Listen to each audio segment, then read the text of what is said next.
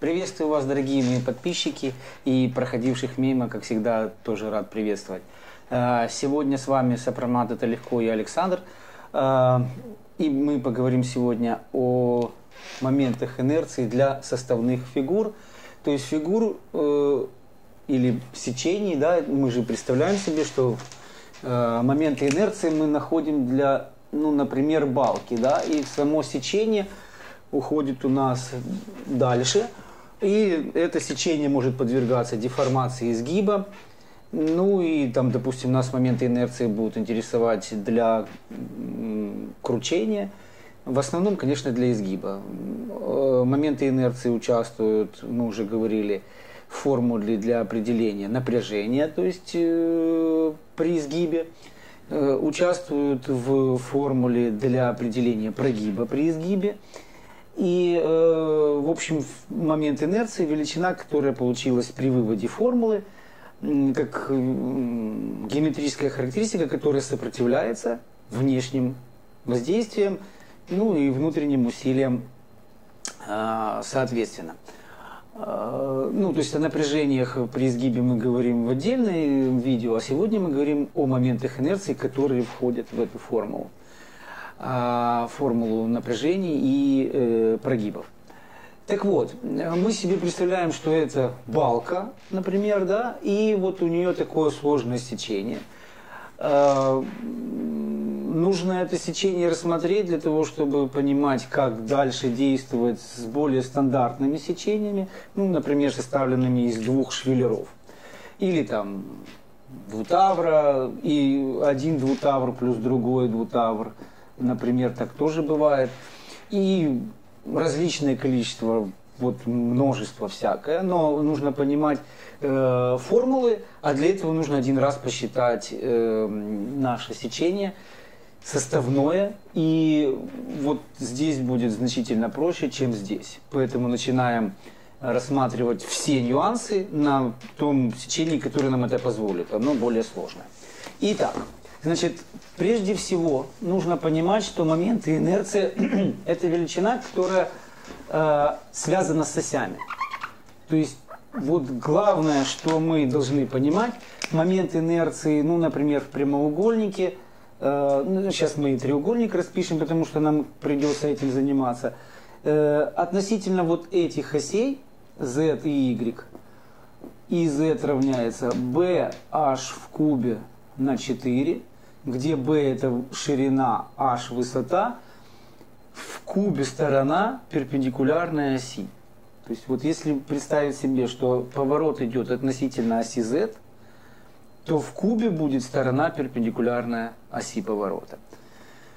А если мы возьмем ось эту, назовем ее центральная, потому что я взял ее проходящей через центр тяжести, c, то тогда IZC равняется BH в кубе на 12. То есть в зависимости от осей момент инерции меняет свое значение, потому что исходная формула IZ это интеграл от y квадрат dA, и в зависимости от координаты y берется площадка бесконечно маленькая, да, и опять же это мы уже выводили, ссылочка вверху. Вывод моментов инерции для прямоугольника. Нас будут интересовать моменты инерции для прямоугольника относительно центральных осей IZC и, соответственно, и YC. Он выглядит точно так же, только в кубе другая сторона, HB в кубе на 12. И размеры этой фигуры, которую я нарисовал. Ширина 6 сантиметров, 6 сантиметров высота. Здесь длина 6 сантиметров, а высота 3. 3 сантиметра. Вот такие размеры взял для заданной фигуры. Дальше. Для того, чтобы начать расчет, нужно понимать, чем он закончится. Закончится расчет моментами инерции и построением эллипса инерции относительно главных центральных осей. По ходу движения мы выясним, что такое главные центральные оси еще раз. А сейчас просто скажем словами, что вот в этой всей фигуре есть центр тяжести. Он будет, конечно, складываться из центров тяжести этих двух фигур. И оси, проходящие через центр тяжести, будут центральные. А главные оси будут иметь свойство, центробежный момент инерции относительно них равен нулю. И таким образом мы поймем, что на какой-то угол нужно повернуть центральные оси, чтобы получить главное. Но еще раз мы об этом поговорим чуть более подробнее в ходе решения. То есть нам нужно определиться с главными центральными осями и найти моменты инерции относительно них для всей фигуры. Поэтому начнем мы с того, что найдем основные параметры для каждой из фигур. Для этого, например, обозначим фигуру прямоугольник фигурой номер 1, фигурой номер 2 обозначим треугольник. Затем мы введем вспомогательные оси, в которых нам будет проще работать. Это будут в моем случае ось Z и ось Y, так я их называю. И я их провожу через основные размеры фигуры. То есть вот крайний левый угол при таких осях будет наиболее удобным.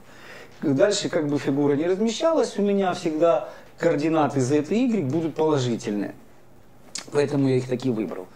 Дальше я обозначаю центр тяжести нашего прямоугольника, понимая, что этот центр тяжести лежит на пересечении диагоналей. Вот центр тяжести, я его назову C1, да, и провел я ось Z, C1, Y, C1.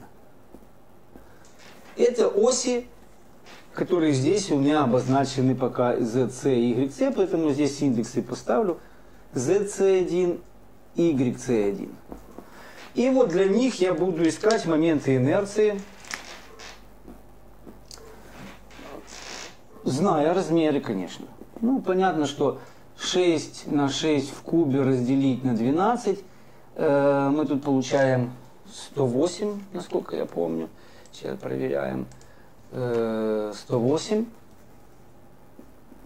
сантиметров четвертый. Здесь та же самая величина, потому что квадрат, поэтому 6 на 6 в кубе. Только здесь уже в кубе b сторона. Разделить на 12, те же самые 108 сантиметров четвертый. Взял эти величины сторон такими, чтобы просто были максимально целые числа, потому что знаменатели тут такие постоянно меняются. Вот, и, значит, мы нашли моменты инерции для прямоугольника отдельно. Здесь нам еще понадобится площадь прямоугольника. Это, ну, понятно, произведение сторон B на H, B1, H1 можем тут написать, да, чтобы отличать потом, когда мы будем считать треугольник. И площадь А1 равняется, значит, произведение 6 на 6, там 30 на 6. 36 сантиметров квадратных. И нам еще здесь понадобится координата центра C1 в координатах Z, Y. Координата Z1, то есть координата точки C1, середина, мы сказали, прямоугольника, значит, здесь получается 3 сантиметра. Вот расстояние по оси Z 3 сантиметра. И это координата Z1. Дальше. Расстояние по оси Y до точки C1 точно такое же 3 сантиметра. И еще одна штука, которая нам будет важна, и с которой нам нужно будет разбираться, это центробежный момент инерции. В прямоугольнике относительно вот этих осей Y1, Z1, центробежный момент инерции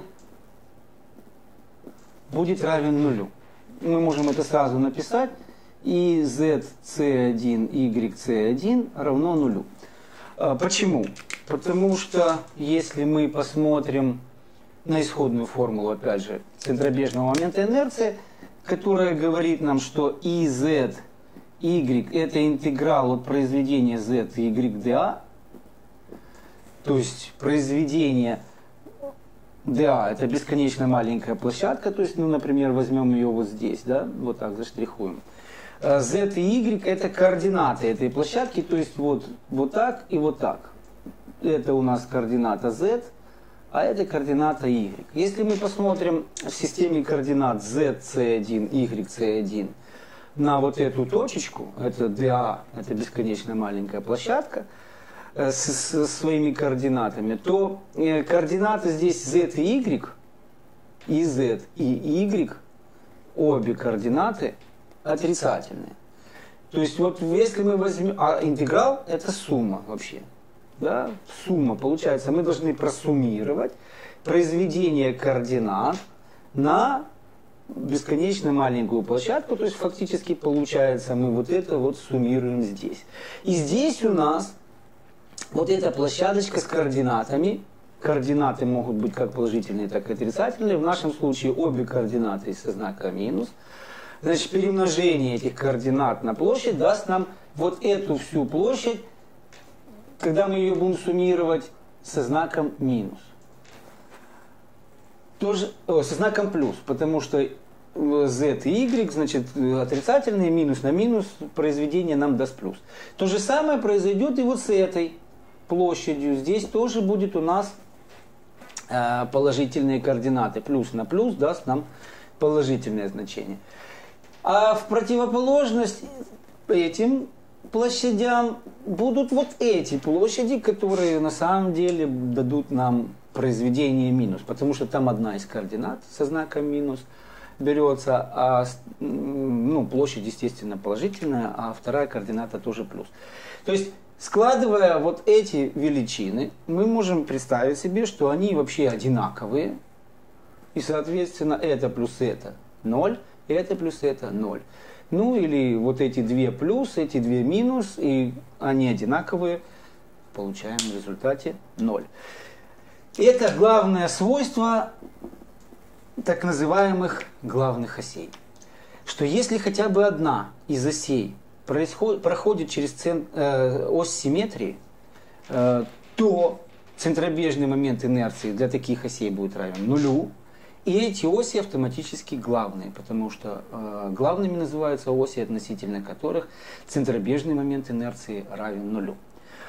Любая пара осей, вот если мы возьмем совпадающая, ну, допустим, вот эту и эту ось, совпадающая с осью симметрии, даст нам центробежный момент инерции равный нулю. А, соответственно, это будут главные оси. Или мы можем взять вот эту ось и вот такую какую-то y, z и y, и тут тоже будут главные оси. То есть любая пара осей, совпадающая с осью симметрии, даст центробежный момент инерции равный нулю, а это значит, что оси главные. Нас же будут в конце концов интересовать главные центральные, то есть они должны еще, кроме того, что давать центробежный момент инерции равный нулю, проходить через центр, и тогда это будут главные центральные оси. Это мы как раз пришли к тому, что такое главные центральные оси и относительно каких мы должны в конце концов получить для всей фигуры центробежный момент инерции. Так, значит, с прямоугольником мы закончили, и это мы сейчас запишем здесь, чтобы весь расчет поместился на доске. Теперь к треугольнику. У треугольника есть центробежный момент инерции, тоже не всегда, но достаточно, скажем так, смотря относительно каких осей. Наш треугольник располагается в системе Z-Y, в системе осей Z-Y, ну, как бы дальше, да, от прямоугольника.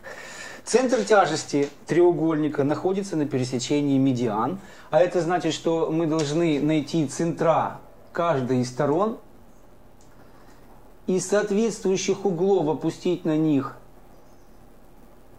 образующие линии и таким образом получить центр C2. Это и будет ось ZC2, YC2. И этот треугольник мы теперь должны рассмотреть отдельно, да?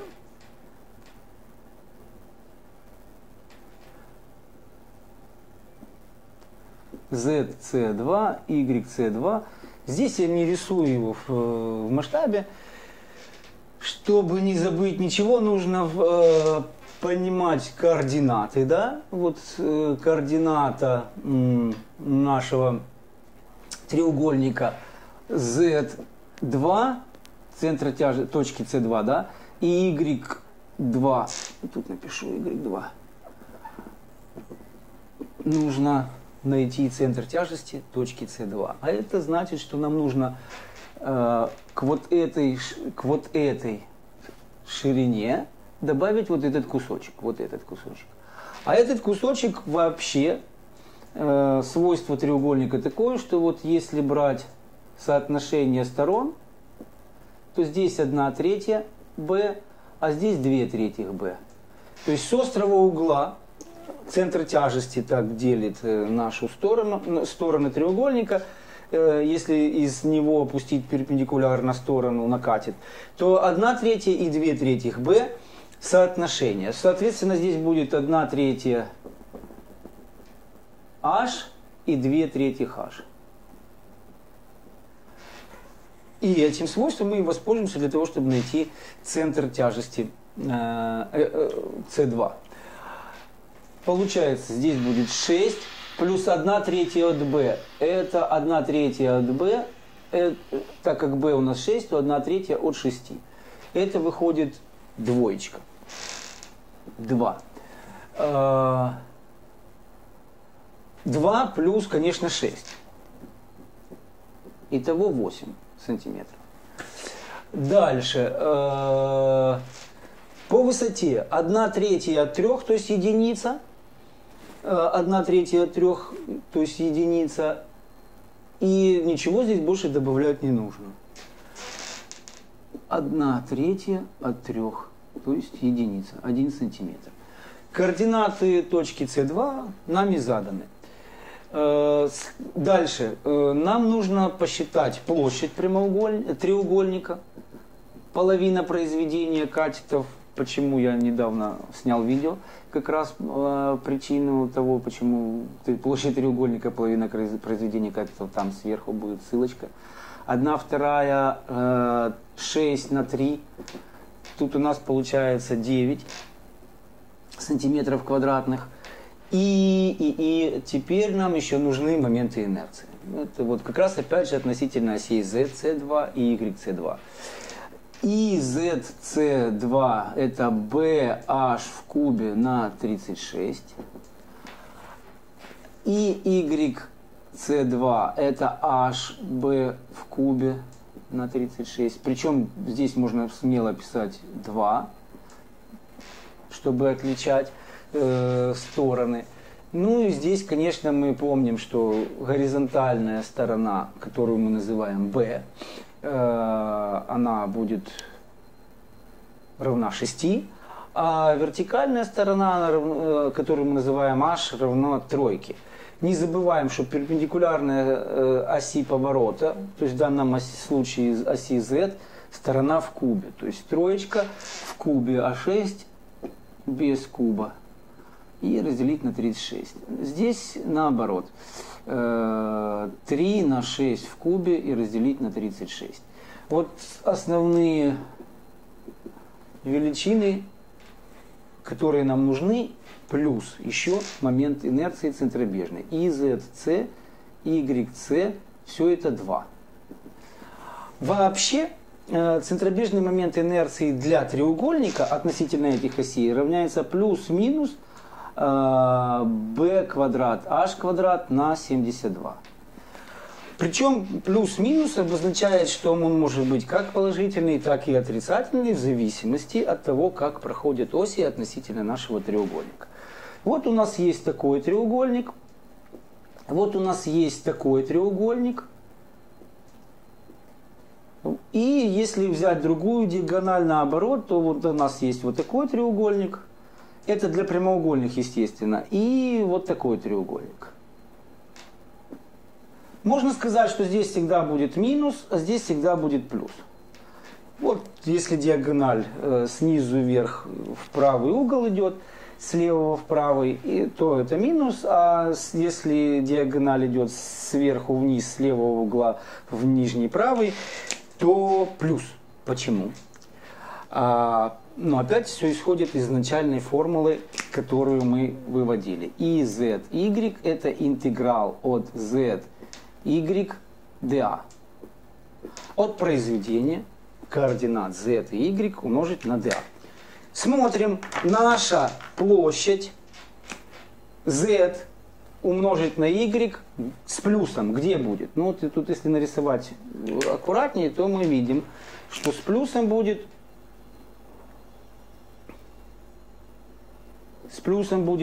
вот эта небольшая площадь. Вот эта небольшая площадь. И с плюсом будет еще вот эта небольшая площадь. Не заштрихованные площади будут со знаком минус. Вот это минус и это минус. То есть площадь со знаком минус, умноженная на координаты свои соответствующие, дает вот это значение. И она будет больше, значит минус. Вот здесь мы берем для этого треугольника. Вот в этом треугольнике абсолютно аналогично. Мы видим, что вот эти площади со знаком плюс будут меньше, чем со знаком минус. Опять же, если аккуратно здесь нарисовать центр тяжести, а не так, как я нарисовал это сначала.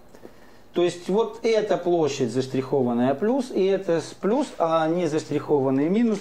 Соответственно, для вот этих треугольников и мы получаем минус b квадрат h квадрат на 72. Для треугольников с противоположной диагональю мы видим, что положительные вот здесь плюс и плюс, они больше. Соответственно, и здесь плюс и плюс больше, но они в противоположность предыдущему рисунку. И поэтому вот в этих треугольниках центробежный момент инерции будет со знаком плюс. Если вы поменяете расположение осей, то вы точно так же, то есть вот, например, возьмете вверх и вправо, вы точно так же сможете найти знак центробежного момента инерции.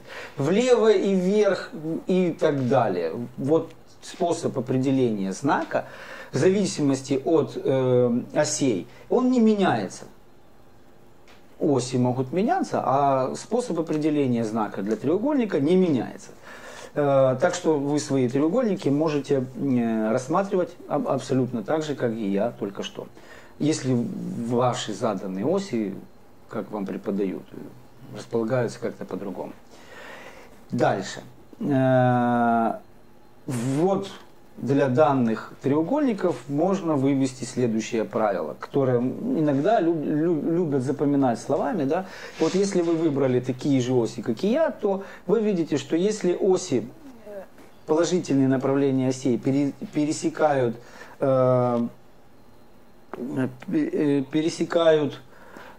одно и ту же название стороны треугольника, то есть гипотенузу пересекают в данном случае, или катет и катет. Это называют одноименные стороны треугольника.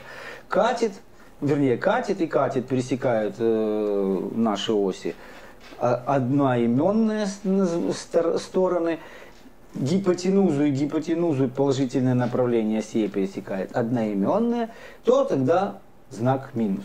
Если разноименные, то есть гипотенузу и катет и гипотенузу, то тогда, значит, будет плюс. Но это работает правило при данном расположении осей, другие надо проверять. А проверять лучше всего все-таки, как мы изначально задались. Формула произведения, смотрим, где плюс, где минус, в зависимости от расположения осей. Потому что при изменении угла, опять же, это свойство центробежного момента инерции, при изменении угла на 90 градусов осей, то центробежный момент инерции поменяет знак. Поэтому пользуйтесь исходными формулами, понимая смысл. Тогда будет проще не запутаться. Осталось подставить значение и найти значение. Здесь мы решили, что у нас минус. Осталось подставить значение и найти числа. Так, b у нас 6 в квадрате на 3 в квадрате разделить на 72. И знак минус. Знак минус. Осталось подставить значение и найти величины. И для треугольника у нас так. И ZC2 4,5 сантиметров четвертой. Дальше и YC2 18 сантиметров четвертой. И ZCYC 2 минус 4,5 сантиметров четвертой. Дальше проверяем. Площадь есть, Y2 есть, Z2 есть. Вот эти величины, это, можно сказать, последние величины, которые нам нужно будет проделывать, задумываясь над фигурами, задумываясь над тем, что куда располагается. Дальше все используется по шаблону, то есть, в принципе, все дальше программируется. И не обязательно рассчитывать это вручную. Например, Google таблицы или Excel таблицы вполне себе могут вам помочь посчитать любое сечение, если вы задали вот эти величины, и дальше будете использовать те формулы, которые будут по ходу записи идти. Итак, мы перенесли определенные нами величины выше, чтобы ними было удобно пользоваться, а здесь пойдем считать. Первое, что мы должны определить, это центр тяжести всей фигуры. Мы знаем центр тяжести одной фигуры, мы знаем центр тяжести фигуры номер 2. А где же центр тяжести всей фигуры, нам позволит определить формула, которая связана с центрами тяжести каждой из фигуры, умноженная на площадь, и разделить на сумму площадей. То есть вес центра тяжести одной фигуры, вес центра тяжести второй фигуры, и делится на вес всех этих фигур. Таким образом получается центр тяжести. Итак, значит, площадь, умноженная на координату первой фигуры. Площадь z, вернее площадь a1 умножается на z1, то есть 3 умножить на 36. Плюс 8 умножить на 9. Это то, что я говорил, как раз вес. Да? Площадь будет иметь большее значение, и координата здесь тоже важна. И разделить на 36 плюс 9. Вот в результате мы должны получить формулу. Тут важно понимать, что вот эти фигуры, их же может быть не 2, и может быть больше. Поэтому мы просто складываем дальше, понимая, что ИТ это индекс, который здесь стоит. Кроме того, если в сечении есть отверстие, вот здесь становится знак минус. То есть, если бы, допустим, в прямоугольнике было еще отверстие, то мы бы площадь отверстия, умноженную на центр тяжести отверстия, вычитали. Ну, в общем, дальше, в принципе, все понятно. То же самое будет с y, то есть 3 на 36 плюс 1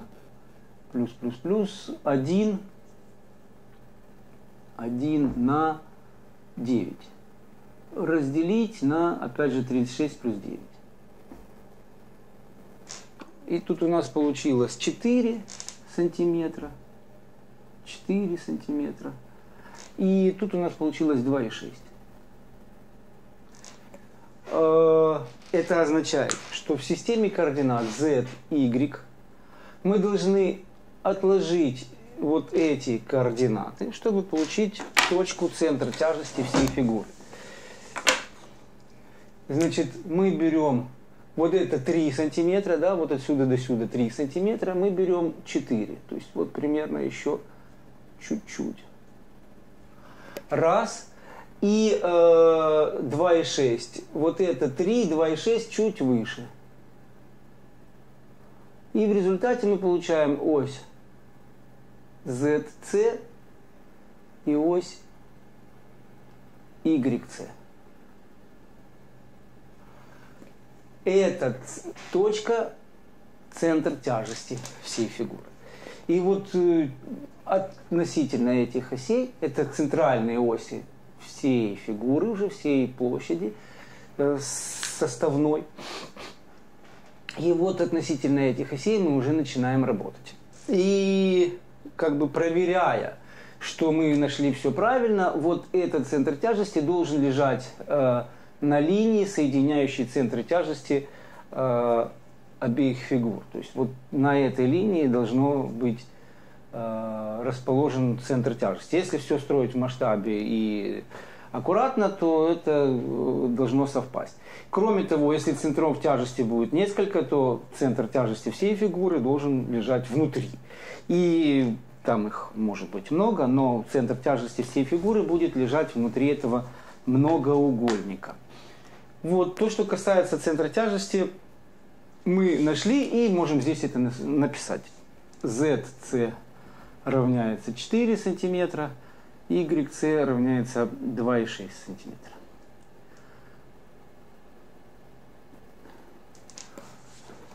Следующее, это мы должны определить моменты инерции, осевые моменты инерции относительно фигур ZC и YC. 2. И ZC, и YC, и ZC, YC для всей фигуры. Итак, для того, чтобы определить моменты инерции для наших осей центральных, мы должны воспользоваться формулой переноса, параллельного переноса осей от ZC2, YC2 к ZC. Для второй фигуры от ZC1, YC1 к ZC, YC, опять же для первой фигуры. В формуле параллельных осей, в формуле параллельного переноса осей есть вот, осевой момент инерции каждой фигуры, есть площадь каждой фигуры, и самое главное, что здесь есть, это расстояние между центрами тяжести каждой из фигур. И вот их нам нужно еще найти, но они, опять же, уже ищутся, зная предыдущие вычисления. Итак, А1 это Y1 минус YC. А1. Вообще, АИТа я напишу, да? АИТа это YITA минус YC. БИТа это ZITA минус ZC. То есть А1 это расстояние по высоте между осью, например, ZC1 и YC1. Это А1. Смотрим. А Y1 минус YC. Y1 это вот это расстояние, да, вот. Вот это расстояние, это Y1. А YC это вот это расстояние. И, соответственно, отняв от вот этой величины вот эту, мы получаем вот эту. То же самое с осью ZC2 и ZC. Соответственно, то же самое по оси Y. Вот у нас, по оси Z, вернее. Вот у нас расстояние для оси Y, просто расстояние между осями по оси Z. YC1 и YC, вот между ними расстояние, да? Вот это ZC1, а это ZC всей фигуры. Если мы отнимем Z1, тут C я не уберу, Z1, если мы отнимем ZC, то мы получим вот этот кусочек, вот это расстояние, то есть это будет B1 между осью YC1 и YC. Итак, что такое АИТа и БИТа мы выяснили, теперь просто осталось подставить А1 это Y1 минус YC, А2 Y2 минус YC. И, значит, если мы А1 считаем, то мы берем 3 минус 2,6. 2,6 это равняется 0,4 сантиметра. А2 мы берем Y2 единица минус 2,6. Это получается минус 1,6 сантиметра. То же самое с B. B1 мы берем и Z1 3 сантиметра минус ZC 4.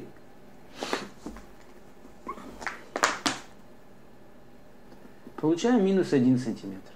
B2, Z2 8, минус ZC4, получаем 4 сантиметра.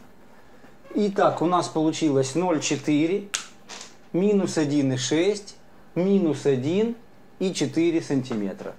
Это те величины, которые будут использоваться нами вот в этой формуле. Причем, что важно, что знаки мы будем учитывать, но в осевых моментах инерции эти величины в квадрате, поэтому знак мы там потеряем, потому что в квадрате, да, минус на минус даст плюс. А вот здесь вот эти величины, знак будет важен, потому что мы помним, что осевые моменты инерции y там координата в квадрате, и поэтому он не может получиться отрицательным. А вот осевой момент инерции вполне себе может получиться отрицательным. Это мы видели на треугольнике. Осталось просто подставить значение. Так, и теперь поехали. Значит, подставляем сюда и z1 108 плюс а1 0,4 в квадрате на а1 на площадь на 36. Плюс сумма, да? Дальше и ZC2 4,5 плюс А2 минус 1,6, но в квадрате умножить на А2 на 9. И мы в результате получаем 141,3 сантиметров в четвертый. 141,3 сантиметров в четвертый. Важно понимать, что вот это за величина. Вот если брать каждую из этих величин и рассматривать вот то, что в скобочках сумма, так это вот момент инерции для прямоугольника относительно вот этой оси мы сейчас нашли. То есть мы перенесли момент инерции от этой оси, перешли к этой оси. Теперь мы то же самое сделали вот в этом слагаемом. Перешли от этой оси к этой оси для этого треугольника. А сумма, когда оси совпадают, вот эта величина плюс эта величина, и это можно делать. Важно это будет понять для того, чтобы, например, работать с швеллерами. Мы можем взять там момент инерции относительно заданной оси, она там называется в сортаменте x, и относительно заданной оси x, и складывать их здесь, потому что оси совпадают, так же, как у нас только что произошло вот в этом и в этом моменте инерции. Мы взяли его относительно оси ZC, перешли сюда. И тут важно понимать, что работаем мы с осями, и выбирать те оси, которые нам удобнее, для того, чтобы быстрее посчитать конечный результат. Вот конечный результат все равно для вот этого, для этой фигуры составной, это ZC всей фигуры, чтобы потом посчитать напряжение. Так вот, мы можем взять этот момент инерции и быстренько их сложить. Поехали дальше. Ну, здесь можно, в принципе, долго не расписывать. 108, опять же, плюс b1 минус 1 в квадрате умножить на 36, плюс 18, плюс 4 в квадрате на 9. И там в результате мы получили 306 сантиметров. 306 сантиметров четвертый. И вот тут последняя величина 0 плюс А1 0,4 умножить на B1 на минус 1 и на 36 плюс минус 4,5. Это у нас центробежный момент инерции второй фигуры, плюс А2 минус 1,6, B2 4 и на 9. И равняется это все, если поставить, посчитать, то минус 76 и 0,5 сантиметров в четвертый. Все, моменты инерции относительно осей ZC и YC мы получили. Мы получили моменты инерции для центральных осей. Как так как у нас центробежный момент инерции не равен нулю, то это означает одно, что у нас здесь оси не главные, они центральные, но не главные центральные. А нам нужно именно главные центральные найти. По этой причине мы делаем следующий пункт, находим угол, на который нужно повернуть наши оси ZC и YC, чтобы получить главные. Тангенс этого угла выведен из условия равенства осей, вернее, суммы моментов инерции. И, в принципе, дальше мы опять же используем тангенс 2 альфа равняется 2 ИЗЦ YC разделить на ИЗЦ минус ИYC. То есть мы берем вот эти три момента инерции и используем в этой формуле, чтобы найти угол альфа. Отсюда альфа получается равняется 1/2 арктангенс вот этого вот выражения. Я сразу подставлю, да, и 2 умножить на минус 76,5 разделить на ИЗЦ 141,3 минус 306. И если мы найдем угол альфа, разделим его, вернее арктангенс сначала, потом разделим его пополам, то у нас в результате выходит 21,45 градуса. 21,45 градуса. На самом деле мы в формуле для главных моментов инерции используем, опять же, десятые градуса. И вот тут очень важно, что этот угол, который мы нашли, это угол, на который нужно повернуть центральные оси, чтобы получить главное. Первое, что мы отметим для себя, это то, что угол получился положительный. То есть в данной системе координат мы должны оси повернуть против часовой стрелки. Угол получился положительный, и вот мы 21 градус берем и проводим. Раз и два. Тут немножко я промахнулся, вот тут. Эта ось будет называться У, эта ось будет называться В. И это уже главные центральные оси. Относительно них мы будем вести расчет. Что это означает? Если, например, сила, которую мы прикладываем к сечению, вот расположена вот так, сила F, да, дальше пошла балка туда, то эту силу нужно разложить на ось У и на ось В, вернее, на ось У и на ось В, на вот эти две оси. И рассматривать изгиб относительно этих осей и прогиб относительно этих осей. То есть напряжение мы будем рассматривать относительно этих осей и прогибы. Если, например, там, мы захотим вес посчитать, это распределенная нагрузка уходит вдоль балки вот так, да, вот так она уходит. Вес балки, вот если мы нарисуем вот сюда, то опять же этот вес нужно разложить на две составляющие. Вдоль оси У и вдоль оси В. И только так мы можем посчитать напряжение правильно. Нельзя их считать по-другому. И это очень важно понимать. Для этого мы, в общем, рассматриваем весь этот длинный расчет, чтобы научиться видеть главные центральные оси и понимать, что весь расчет ведется относительно них. Ну и теперь, уже заканчивая, после того, как мы определили угол альфа, мы определяем главные моменты инерции. Мы говорили, что оси, которые У и В, мы повернули на угол альфа, при этом мы сказали, что положительное направление будет против часовой стрелки. То есть вот здесь от оси Z отошла ось У, а от оси Y отошла ось В против часовой стрелки на этот угол альфа. Если будет угол а он может легко получиться отрицательным, то, значит, угол откладываем по часовой стрелке в противоположную сторону от нашего.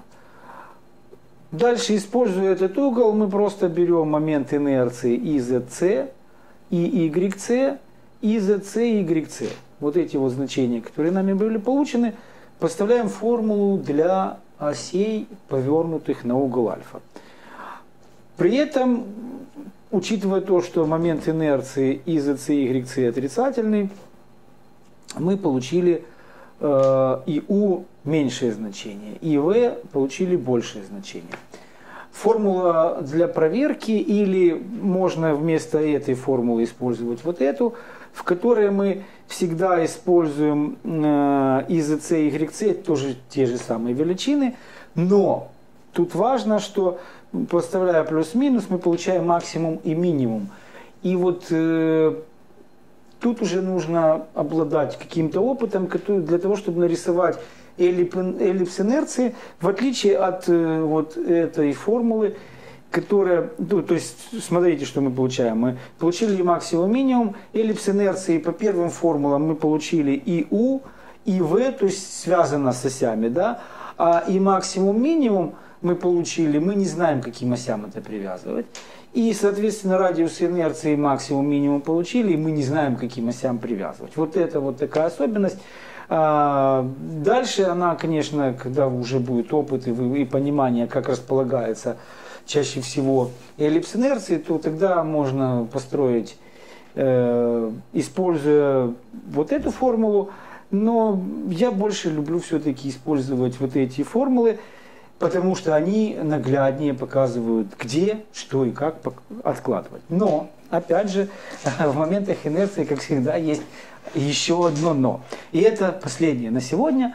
Радиус инерции и U откладывают по оси V, а радиус инерции и V откладывают по оси U. То есть в данном случае получается 2,73 мы должны вот сюда отложить. Вот так и вот так. Где-то примерно вот так. А меньшее значение 1,57 вот сюда отложить. И тогда у нас эллипс инерции получается вот такой. Вот. Этот эллипс инерции показывает, в какую сторону будет сложнее изогнуть нашу балку по сравнению с противоположной. То есть вот тут будет минимальный радиус инерции, и сюда будет как бы проще изогнуть, а вот сюда будет сложнее изогнуть нашу балку, и, как мы говорили, если представить себе, что она вот такая вот. Уходит туда, вот так, вот так, вот так. Вот. И это на сегодня, пожалуй, все. Да, еще сейчас будет маленький кусочек. Там примитивную программку покажу в Google таблицах. Ничего там сложного нет и особенного. Но уже покажу, чтобы вы видели, что это можно считать в Google таблицах. И на этом будем прощаться. Еще минутку вашего внимания и все. Итак, поехали. Значит, все предельно просто. Нарисовал я фигуру чисто для визуально, чтобы вам показать. И стороны нашей фигуры я вот здесь вот так обозначил. То есть вот сторона одна, вот сторона другая, вот третья. И это вот эта величина, это для того, чтобы потом мне в расчете момента инерции использовать числа, которые я здесь смогу исправить. Дальше. Вот момент инерции, да, как мы считали, b в кубе на 12, та же самая штука для треугольника, но на 36, опять же hb в кубе на 12 и hb в кубе на 36. Центробежные моменты инерции мы обсуждали, и тут все это уже нами пройдено. Вот этот блок мы вводим вручную, вместе с вот этими данными. А все остальное, это тут демонстрация на рисунках, что происходит, то есть мы определили центр тяжести и так далее. А все остальное в принципе считается по формулам. Дальше вручную мы ничего не делаем. Здесь подставили формулу для определения А1, Б1, А2, Б2. Здесь подставили формулу, ну, сначала записали в буквенном виде, а потом просто расчет ведет наших величин. И здесь результат. То есть в каждой ячейке мы просто считаем число по заданной формуле. Но, опять же, вот тут еще одна особенность. Дело в том, что... Так. Ага, вот здесь. Дело в том, что угол, который мы находим, тангенс 2 альфа, это вот расчет тангенс 2 альфа, это мы нашли. А сам угол, чтобы найти арктангенс, нам нужно его перевести в конце концов в градусы, потому что арктангенс в Google таблицах выдается в радианах. И это вот единственная такая особенность, что вот перевод надо умножить на 180 и разделить на π, чтобы получить в градусах полученное значение. И дальше опять же расчет идет и максимум, и минимум, и построили эллипс инерции, и на этом все. Есть онлайн-калькуляторы, которые это же делают, обозначают, конечно, там оси разными способами, но вы можете сами запрограммировать себе и не пользоваться никакими калькуляторами, особенно если это вы делаете достаточно часто, производите расчеты. Вам дальше виднее. Конечно же, еще нужно снять видео, где мы работаем с стандартными профилями, но если вы усвоили, что оси, которые мы используем, и вот эти значения связаны как единое целое, то есть если мы переходим к каким-то другим осям, то эти значения другие, а какие другие вы можете найти в сортаменте, то если вы это поняли, дальше использование вот этих формул и больше ничего не нужно знать про моменты инерции. Вы и так уже все поняли.